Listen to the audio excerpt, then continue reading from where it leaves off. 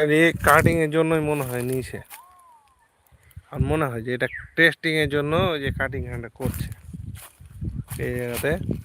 মানে কোনো জায়গায় কাটিং করছে না, এটা বছরে একবার তো কাটিং করা হয়, কিন্তু এই জায়গাটাকে কাটিং করে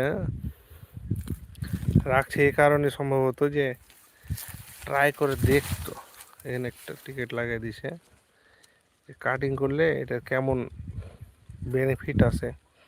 বেনিফিট বলতে 1 2 3 4 গাছের এরা কাটিং করছে, 7টা গাছ থেকে এটা বুঝতো যে কি পরিমাণে এখানে পাতা ছাড়ে, গ্রো করে কেমন। এই জন্য এগুলো পাতা উঠে নিছে, এগুলো তার চাষ নাই। বাকি অবশিষ্ট যে চা পাতাগুলো এগুলো কাজে লাগবে না, এই জালিগুলো শুধু লাগবে।